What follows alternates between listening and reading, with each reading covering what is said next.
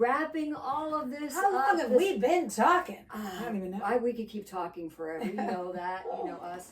Like she mentioned, I mean, we were talking downstairs in the kitchen and everything before we got started here. But is there anything that you would like to share with our audience that you feel, put a button on it, would be something that you have learned when if you look back in retrospect, and you've brought into now that has helped you, or that looked awful at the time, but now you look back and it's not awful. Yeah. Gotta look back sometimes to look forward. Whatever you want to share with us before we wrap this shindig up. Oh, there are so many. There really are. You know, I talked about this the other night at rehearsal.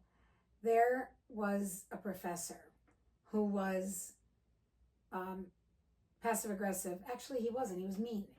And tell it like it is. He was mean. It was back in the late 70s, early 80s, where people took that kind of abuse, if you will, in acting classes or whatever, because we felt like we needed to be subject to the approval of and the adoration of our professors and acceptance. And maybe in other subjects people felt that way if they studied the maths or the sciences or business. But in this case, because as actors we cut our bodies open and pour out and get really deep and emotional and with things to create other characters, there were professors back in the day who took advantage of that and had no problem humiliating you in front of other students. And when I say humiliate, I mean for sure. And I'm not the only one who thinks this. KaZ and I come from a big group of people who are still in touch. And I didn't know some of them felt the way I did. I thought it was my insecurity, and it turns out. So I was someone who was a cockeyed optimist. I went out to LA with $800 for my graduate work at USC. I didn't know if I had a dorm room. It was the graduate apartments. And I called when I got there. I was staying with friends. And I said, hi, this is Josie DiVincenzo. I'm looking for, to see what room I'm in. And they went, 205 Harris Hall. I was like, I didn't have one when I left Buffalo. Oh, wow. My parents didn't know that either. Oh, wow. I was like, I'll make it work.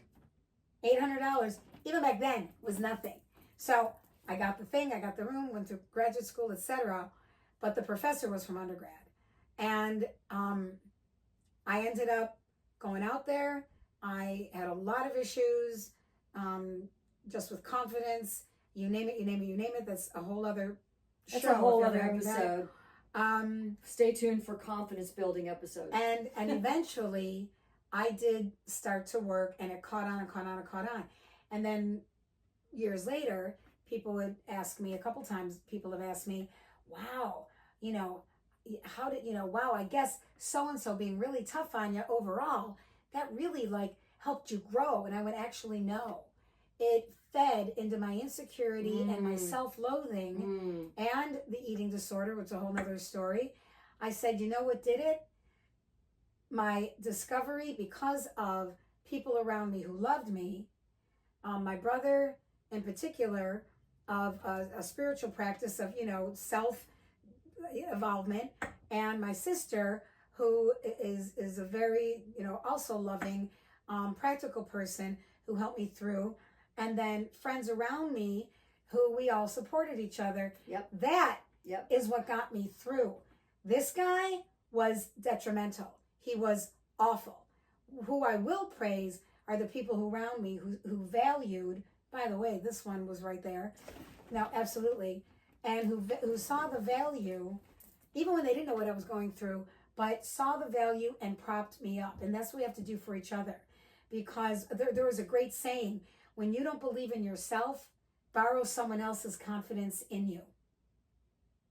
I love that. Whoa. Say that again. When you don't believe in yourself, borrow someone else's confidence in you.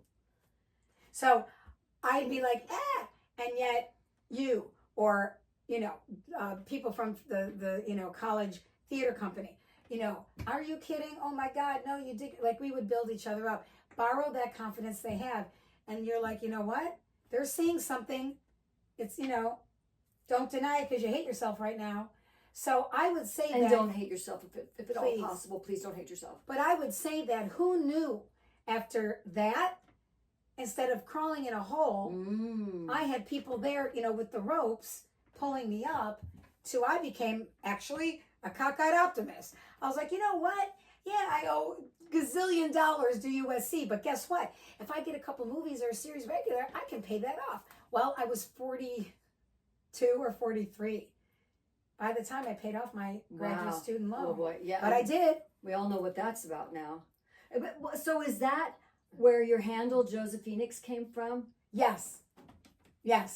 So my email, we're not going to say exactly where. No, but give them. I want everybody to know your Instagram, your handle. Yeah. Well, Joseph Phoenix 1 is on Instagram, and that's JOZA Phoenix, like the city, PHOENIX. But Phoenix is the mythical bird that's the symbol for theater, where you're done with the play, the set comes down, the costumes go away, everybody goes to their separate lives. It's kind of like the bird flying so high, this fantastic production, and then it combusts. It bursts into flames, glorious, wonderful, and then falls to the ashes. But the phoenix rises from the ashes to do it again, over and over. So I was like, well, my real name is Josephine. What's theatrical? And then, I don't know, some divine inspiration, Joseph Phoenix. Joseph Phoenix. Yes, and that's the thing. I think a lot about times where we are in certain situations where we feel we've got nowhere to go, we have no alternatives, but you actually can rise from what you consider to be the ashes. And we've all been in what we consider to be the ashes, maybe more than once. So please understand you can rise from the ashes. And there are people out there. And look, single, long-time single, would love to be in a relationship. However, I'm very aware of myself and my life right now, et cetera, et cetera. It's not easy. Even, with all these friends we have in the industry, I think you would agree that you and I probably have just a handful of people we really are like. Yeah. And then there's another handful or two of those you can talk to and you love and they're dear friends. Yeah. But at the end of the day, you can go home alone at night, be single, older, and really be lonely. Be friggin' lonely. And then wonder if it's ever going to happen for you again. And you don't have to feel like you're in this rabbit hole guttural, whatever gutter, and that, it's going to be so hard because you're doing everything alone. It's again up to us.